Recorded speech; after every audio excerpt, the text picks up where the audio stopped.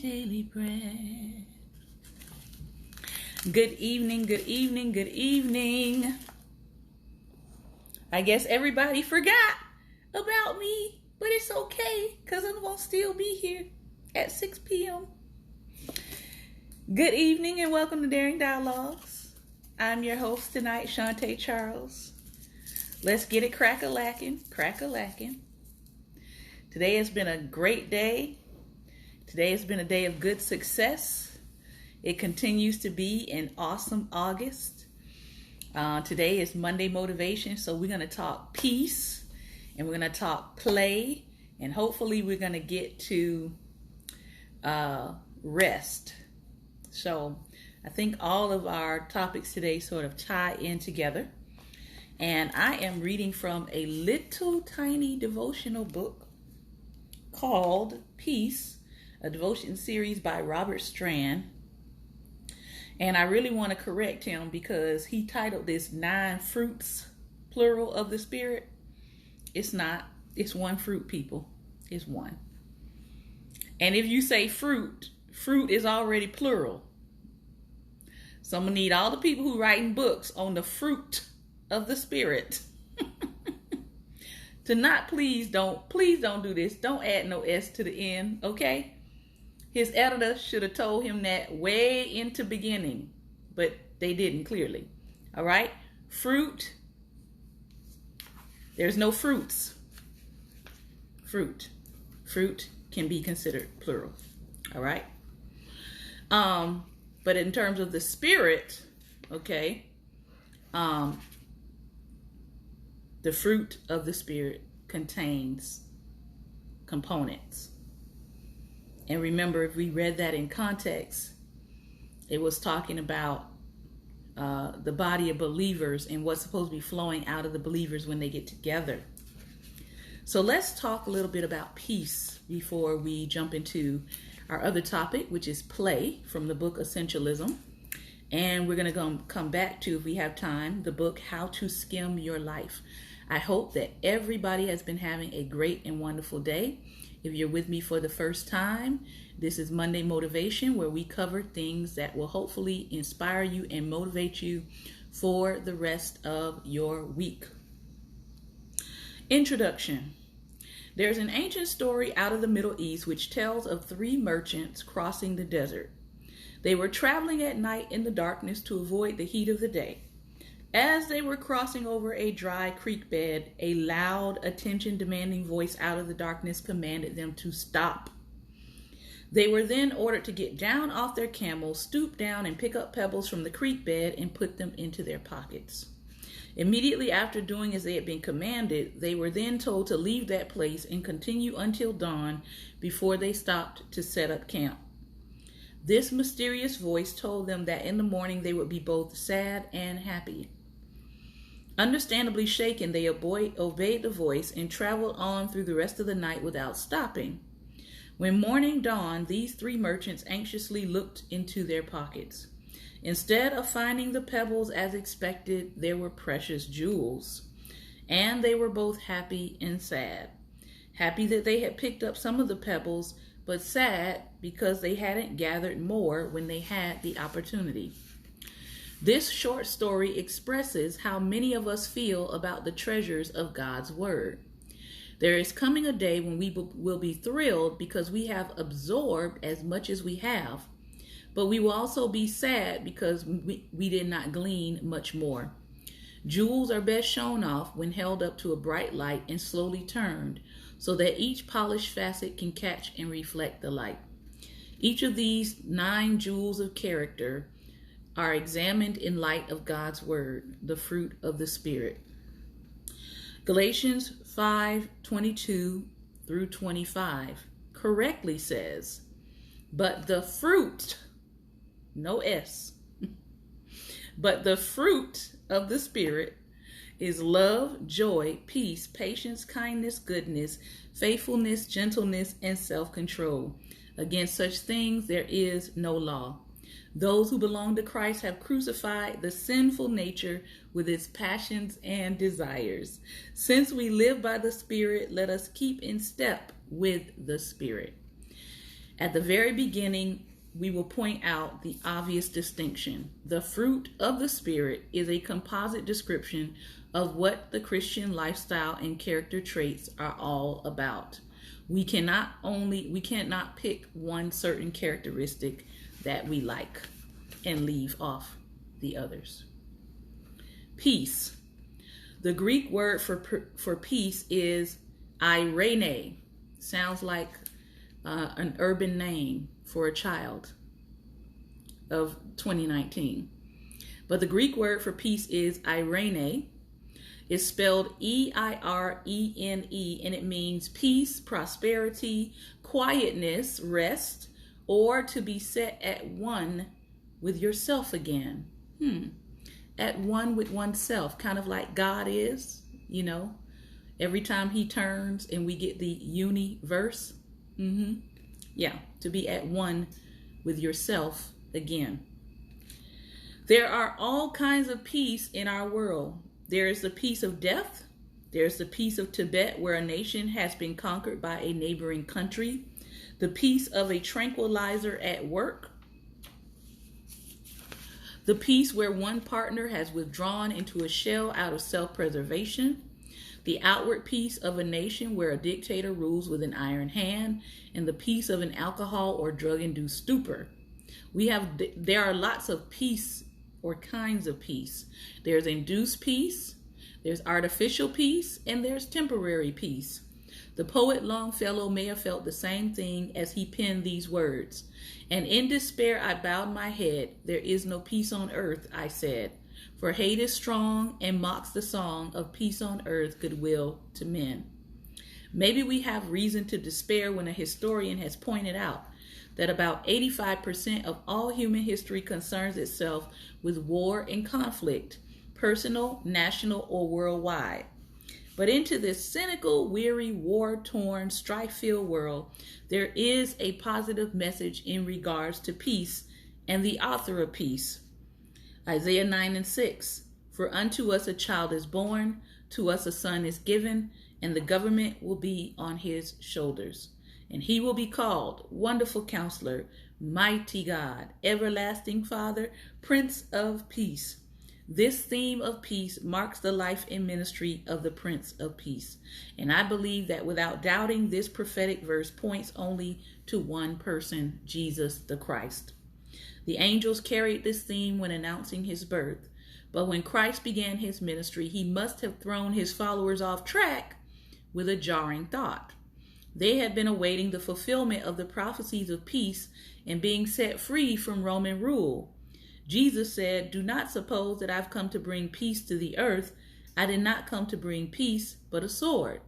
For I have come to turn a man against his father, a daughter against her mother, a daughter-in-law against her mother-in-law. A man's enemies will be the members of his own household. To the casual reader, it smacks of contradiction. To people with a superficial understanding of what peace is all about, it is the opposite of what has been prophesied. However, upon deeper research, there is a key to unlock the concept. Before real, true, deep peace can come into the life of any individual, there must first be an uprooting, a pulling down, a throwing out of the old false gods, changing of attitudes and serving of a new master.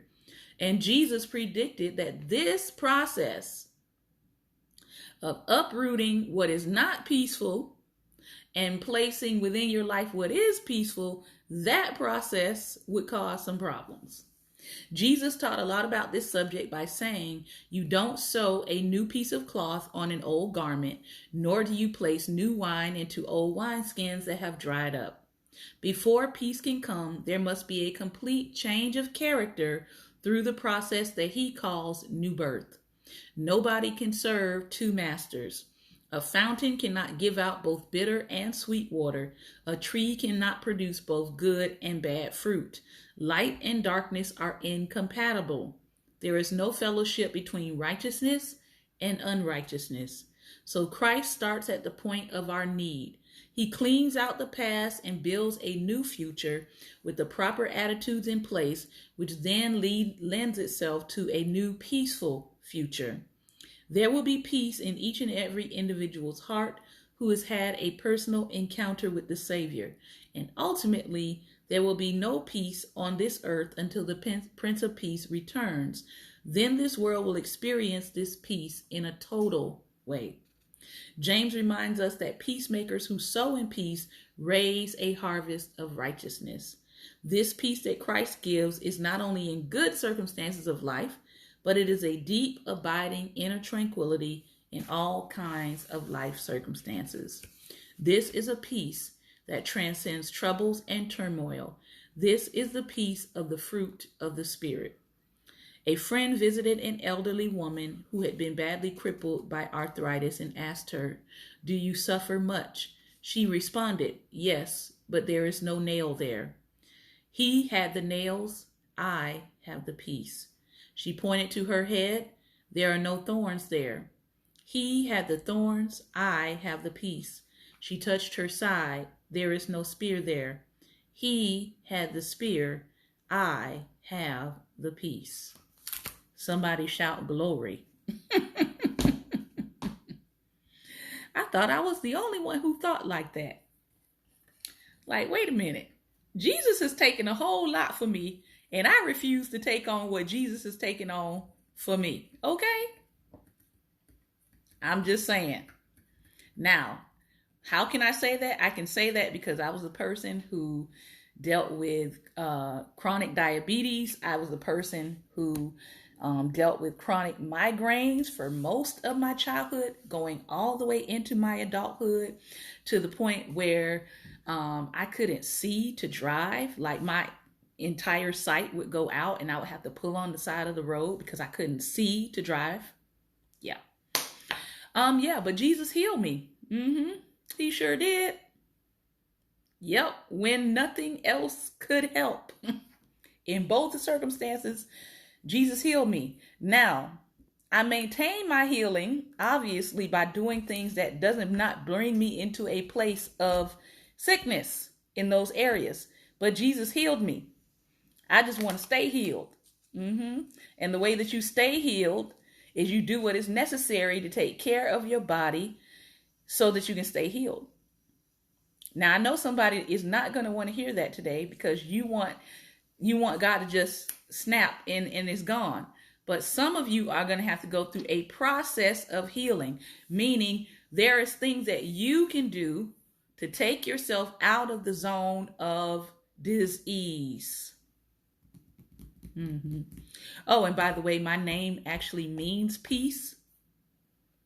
So because I know what my name means, I demand peace in my life and in my space and in my surroundings. And so if you're not a person of peace, you and I are probably not going to get along. Just letting you know. Yeah. So if you like drama, you like ruckus, you like unnecessary arguments, like, we're probably not going to get along. Now, I do like to debate, but I don't like unnecessary arguments. There is a difference. All right. But I always challenge people, find out what your name means. All right. And even if your name is Shanquishaba, all right, break it up into parts. All right. And find out what Quisha means, because I know it means something in somebody's language, and find out what the other part means and put them together. But your name means something. Okay. Mine just happens to mean peace. In Hebrew, it means shalom. In French, it's chante, which means to sing. So that actually fits with what I do because I sing as well. And I like to be peaceful. In the Indian language, it's a Hindu god, I believe, by the name of Shantae. They got a whole video game spelled with my name, by the way. Royalties. But anyway, so find out what your name means. Mine just happens to mean peace. And so I like to be characteristic of my name. My middle name means priceless. So you know I'm not taking no junk off of nobody. Again, when you know what your name means, you stand in it. Especially if it's something good, you stand in it and you declare what your name means, and you just tell your life, my life is going to line up with my name. Yeah. And anybody in my life going to line up with my name. So my name means peace and priceless. That means what I have to offer the world is priceless. You can't really put a price on what I have to offer the world. That's what I believe. Now, you might believe something else about your life, but that's what I believe. Okay? All right? Hope y'all are speaking life to yourself today. So let's get into this next book. Essentialism by Greg McKeown. I've been having a great time in this book. And I know some others of you have been reading along. And I know that you are picking up on a lot of things that this man is saying, because he's just telling the truth in a very wonderful way. But there's a lot of more people that need to pick this book up, because chances are you might not be fully walking in your awesome August yet, because you haven't decided to leave this realm of life and get over here to doing what is essential for your good success. So this page we're on is 86. We're going to talk about a mind invited to play, and let's see, of work and play. The value of play in our lives cannot be overstated.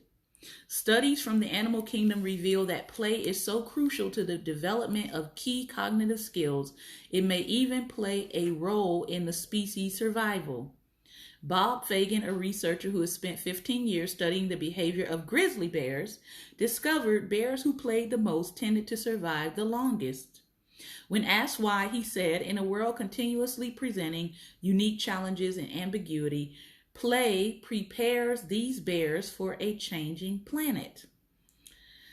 Jack Pansep concluded something similar in Effective Neuroscience, The Foundations of Human and Animal Emotions, where he wrote, "One thing is certain. During play, animals are especially prone to behave in flexible and creative ways. Yet of all animal species," Stuart Brown writes, "humans are the biggest players of all. We are built to play and built through play. When we play, we are engaged in the purest expression of our humanity, the truest expression of our individuality. Is it any wonder that often the times we feel most alive, those that make up our best memories, are moments of play? Play expands our minds in ways that allow us to explore, to germinate new ideas, or see old ideas in a new light. It makes us more inquisitive, more attuned to novelty, and more engaged. Play is fundamental to living the way of the essentialist because it fuels exploration in at least 3 specific ways. First, play broadens the range of options available to us. It helps us to see the possibilities we otherwise wouldn't have seen and make connections we would otherwise not have made. It opens our minds and broadens our perspective. It helps us challenge old assumptions and makes us more receptive to untested ideas. It gives us permission to expand our own stream of consciousness and come up with new stories. As Albert Einstein once said, "When I examine myself and my methods of thought, I come to the conclusion that the gift of fantasy has meant more to me than my talent for absorbing positive knowledge." Second, play is an antidote to stress. And this is key because stress, in addition to being the enemy of productivity, can actually shut down the creative, inquisitive, exploratory parts of our brain. Now, this is amazing because if you think about the stress and the duress that our ancestors, the descendants of the enslaved were under, think about the duress and the stress they were under all the time, and yet they came up with thousands of inventions. Yeah, because under stress and under duress, creativity began to be birthed out of their stress and duress, which, if you think about it, according to science, that's not supposed to happen. Okay?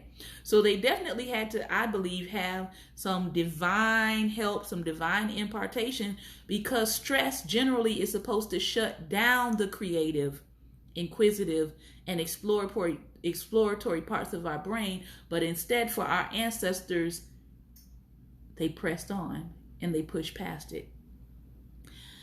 You know how it feels. You can be stressed about work and suddenly everything starts going wrong. You can't find your keys. You bump into things more easily. You forget the critical report on the kitchen table. You do like I did last week, lock myself out of the house. Recent findings suggest this is because stress increases the activity in the part of the brain that monitors emotions, the amygdala, while reducing the activity in the part responsible for cognitive function, the hippocampus. The result being simply that we really cannot think clearly under stress. And yet, we have a whole group of people who were able to do that and think clearly under stress and duress. I have seen play reverse these effects even in my own children, the writer says. When they are stressed and things feel out of control, I have them draw. When they do, the change is almost immediate. The stress melts away and their ability to explore is regained. Now that's what I get to do for the next 10 months is help students open up their mind, open up their creativity, and draw all day long. You can tell I'm getting excited about that, right? Yeah. So, third, as Edward M. Hallowell, a psychiatrist who specializes in brain science, explains, play has a positive effect on the executive function of the brain. The brain's executive functions include planning, prioritizing, scheduling, anticipating, delegating, deciding, analyzing. In short, most of the skills any executive must master in order to excel in business. Yeah, all that you need. Play stimulates the parts of the brain involved in both careful and logical reasoning and carefree, unbound exploration. Given that, it should hardly be surprising that key breakthroughs in thinking have taken place in times of play. Hallowell writes, Columbus was at play when it dawned on him that the world was round. Newton was at play in his mind when he saw the apple tree suddenly conceived of the force of gravity. Watson and Crick were playing with possible shapes of the DNA molecule when they stumbled upon the double helix. Shakespeare played with iambic pentameter his whole life. Mozart barely lived a waking moment when he was not at play. Einstein's thought experiments are brilliant examples of the mind invited to play. Some innovative companies are finally waking up to the essential value of play. The CEO of Twitter, Dick Costolo, promotes play through comedy. He instigated an improv class at the company. As a former stand-up comedian, he knows that improv forces people to stretch their minds and think more flexibly, unconventionally, and creatively. Other companies promote playfulness through their physical environments. IDEO conducts meetings inside a microbus. In the halls of Google, you're likely to stumble upon, in one example of many, a large dinosaur covered in pink flamingos. At Pixar Studios, the artists' offices may be decorated like anything from an old-time Western saloon to a wooden hut. A successful woman I once knew at a publishing company kept an easy button from Staples on her desk. Anytime anyone left her office, they would enjoy the childish thrill of slamming their palm down to hear, "That was easy." And another woman down the hall had a framed poster in her office of a children's book illustration to remind her of the joy of childhood reading. Desk toys, dinosaurs covered with flamingos, and offices full of action figures seem like a trivial thing to some, but the very point is that they can be the exact opposite. Now, when I was in a classroom setting that I'm getting ready to go back into, I brought in all kinds of stuff. Plush pillows, stuffed animals, little animals, Beanie Babies. I got whole collections. I'm breaking it all back out. Because, again, it seems like a trivial diversion, but what you're doing is you're allowing people to play. You're allowing their imagination and their creativity to open up. All right? These efforts challenge the non-essentialist logic that play is trivial. Instead, they celebrate play as a vital driver of creativity and exploration. Play doesn't just help us to explore what is essential, it is an essential in and of itself. So how can we all introduce more play into our workplaces and lives? In his book, Brown includes a primer to help readers connect with play. He suggests that readers mine their past for play memories. What did you do as a child that excited you, and how can you recreate that today? Think about it. What did you do as a child that excited you, and how can you recreate that today? Miniature golf. I'm going to spend a lot of time this fall playing miniature golf, so I might be filming from the miniature golf, okay? Just letting y'all know. Billiards. As soon as I can find me another billiards place over here, I'm going to be playing, because I was playing on a regular basis when I lived in another town, but now I have to find a new place. And of course, you all know I like to go to the playground. I like to be on the swings, preferably when there are no children on the playground, which is usually, on the weekends. It'll be on the weekends for the fall. So whatever you need to do in order to find your sweet spot when it comes to play, you need to do it. Whether it's going to Chuck E. Cheese or whether it's going to do go-karts, whatever it is, you need to get out and do some kind of play. All right? Make that your goal for the next 3 months, that you're going to get out and you're going to engage in some kind of play to get your creative juices flowing. All right? Now, I find it very interesting that I have just landed on chapter 8 in this book, which is dealing with sleep. But before we cover it in this book, we're going to go over to How to Skim Your Life, because we're also going to be covering it over there. And I like How to Skim Your Life because you don't have to read this in order. You don't have to read this book in order. And it's got practical tips that I'm reading through. And I'm like, I use this already. So I'm going to share them with you all. And I'll always encourage you, get the book, How to Skim Your Life. It's got lots of helpful things. Everything it said last week, last Friday, we talked about the health insurance piece. So if you want to go back and listen to Friday's broadcast, I encourage you to do that. Very, very helpful, especially if you are taking on new jobs, new assignments, and you want to understand the benefits part if your assignment offers you benefits. So this one is called Things That Need a Deep Breath. By the way, if you aren't practicing deep breathing every single day, let me encourage you to do that. There are several videos online, very, very short, simple videos that show you how to do deep breathing, where you are breathing in through the nostrils, but your belly is expanding, and then you are exhaling through your mouth, and your belly is deflating. You need to practice it. If you aren't deep breathing, you're missing out. Your brain is missing a couple of cells. And it helps you to think clearer. Studies have shown that when you deep breathe before a test, you can increase your test score by 3%. So that's an extra 3%, especially for students who are test taking. I always encourage before you take a test to practice deep breathing. It can actually increase your test score. All right, so de-stressing. De-stressing. I know there's a lot of parents out here right now who are a little stressed out. I keep seeing the posts. Something's going on with the teacher. I know school has just started. Something's already going on with people's teachers, schedules, not enough school supplies, finding out about, material tickets for your classes. I know one of the classes I'm going to be teaching has one. People are stressing out. School year just started.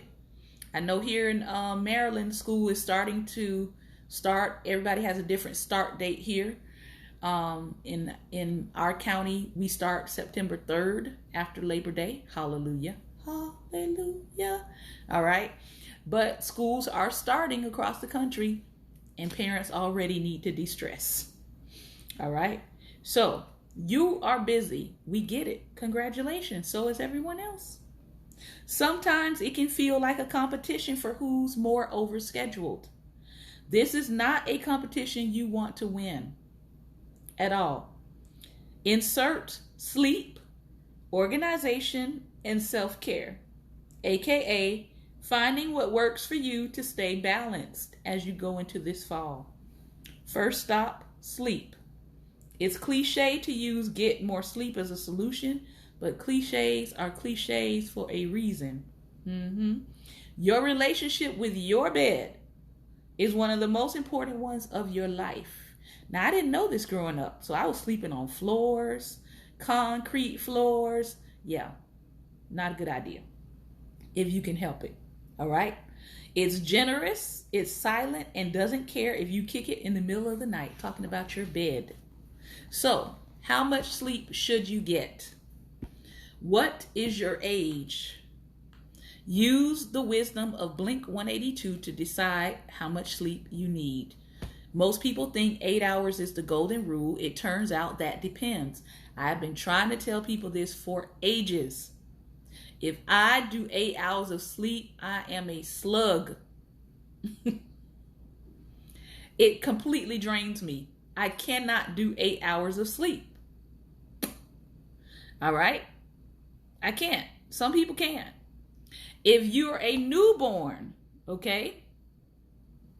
Newborns are supposed to sleep 12 to 16 hours a day, every night. Children who are no longer babies are supposed to get about 9 to 11 hours at night. Adults are supposed to clock anywhere between 7 to 9 hours at night. I generally try to clock about 6. If I do 6, I'm good, I'm refreshed, I'm alert, I'm clear in the brain. If I do 8, 9, 10, you forget it. I'm a slug. I'm like, where am I? What's going on? What day is it? I can't do it. All right. Adults over 65 should get 7 to 8 hours. Then there are those people who say they only need 4 hours. We say they're lying or they're vampires. Yes, you do need to sleep. Benefits include strength in memory, higher energy, a faster metabolism, and staying awake at work, okay? Especially even if you work for yourself. What about when you can't get to sleep? Sometimes sheep don't cut it. It's important to relax the mind before you drift off. People will tell you to either meditate before bed or consider taking melatonin. But here are some other less known tricks that have also worked. For the person who has literal sugar plum dreams, make dinner in your mind. Close your eyes, think of a dream meal that you'd like to cook, and in your mind, go through all the steps to get the dinner ready. Nothing brings sweet dreams like mincing garlic in your head at midnight. For the person who is soothed by crossword puzzles, flip it and reverse it. Sing the alphabet backwards. Warning, do not freak out when you get stuck. You're not having a stroke. Warning number 2, you will soon realize you can get quite good at this and it will lose power over time. You can also try counting backward from 100. For the person who thinks history is a snooze, get schooled, as in read a long biography. This actually worked really well because I was reading, it wasn't a long biography, but I was reading Oprah's books at nighttime before I went to bed. It was perfect. It was like, here's what I know for sure, and I would go to sleep. And it worked. Right now, I'm reading a quote book by Michelle Obama, and it's all sectioned off into different subject matter. And I read a few, I read my word, and off to sleep I go. All right. Read a long biography because there's nothing like a good book about a former president to get your eyelids in gear. For when you're prone to try to Instagram and you wind up going down the rabbit hole on social media. Remember that the blue light setting on your phone actually programs your mind to stay up and stay awake. So if you're not adjusting that light on your phone for sleep time, that might be part of your problem too, as to why you might not be going to sleep. Distance makes the double tap grow fonder. People will tell you to keep your phone in another room. We know many of you are not going to do that. So keep it charging on your dresser or somewhere where you can't reach it, instead of on your bedside table. Switch your settings to grayscale to make your phone less appealing. Screens, and that includes TVs, are like traffic jams en route to the land of Nod. For when you have the same thing for breakfast every morning, make bedtime a habit too. Go to bed and wake up at the same time every evening and every morning. Your circadian rhythm, your daily sleep and wake cycle, will begin to stay on track, and you won't feel the need for a nap, or you won't feel so sleepy and sluggish. When you feel all wound up and you're trying to go to sleep, just breathe. In through the nose, out through the mouth. Breathing in through the nose helps to slow the breath and fight infection, while breathing through the mouth releases more carbon dioxide out of your body, which helps you to sleep better. So, when your head is full of too many things, take an oxygen break. Use the 4-7-8 breathing technique to clear your head and relax your mind. You inhale through your nose for 4 seconds, hold it for 7 seconds, and breathe out for 8 seconds. For when you want to live in the moment, meet mindfulness meditation. This is the type of meditation that focuses on breathing and bringing your attention to the present moment. The past and future need not apply. You probably want to start with some help. Check out apps like Headspace and Stop, Breathe, and Think for meditation guidance. So, one of the things that can help with your sleep is choosing the right bed and the right sheets. Now, this is not no more sheets like Juanita Bynum. This is the practical part, okay? So what is a thread count? Thread count is the thing you're supposed to care about, but you just might not yet. But as the older you get, you're going to care about the thread count. You are. It is the sheet's number of horizontal and vertical threads per square inch. Size matters. Bigger is not always better. Good sheets range anywhere from 200 to 800 thread count.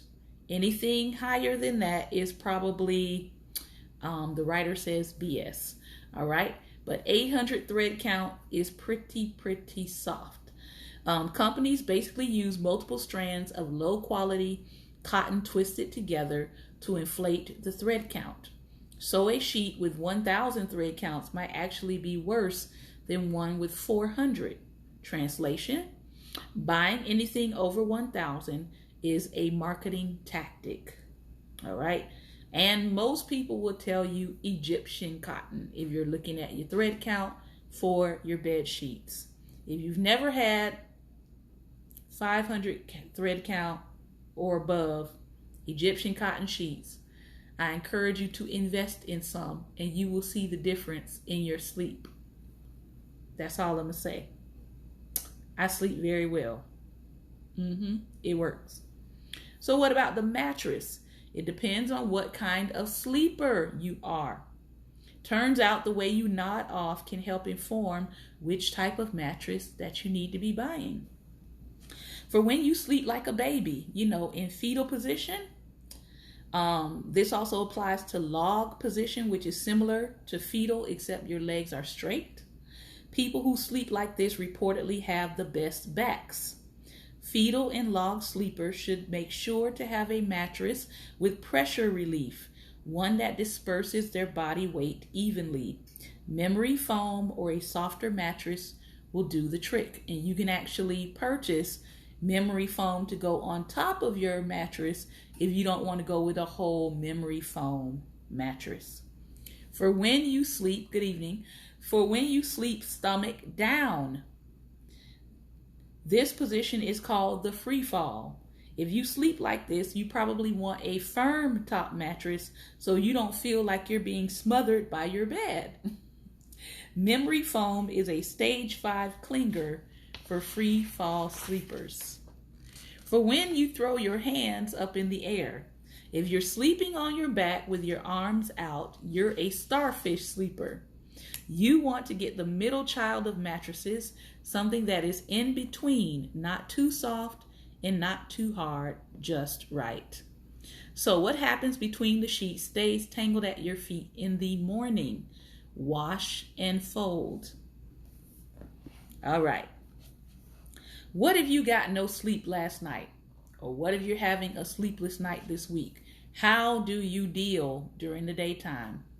Make sure to choose a conference place with good pillows. While getting zero sleep is not ideal, there are ways you can try to avoid the mid-afternoon nap when you are trying to get work done.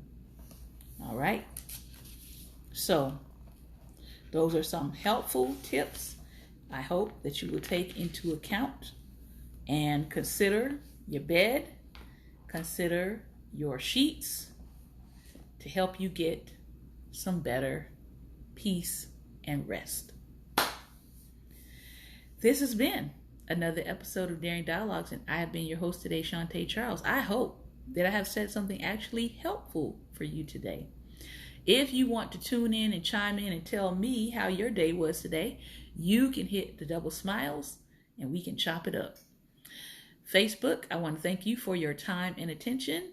If you want to join us over in our audience response today, you can join us at the link.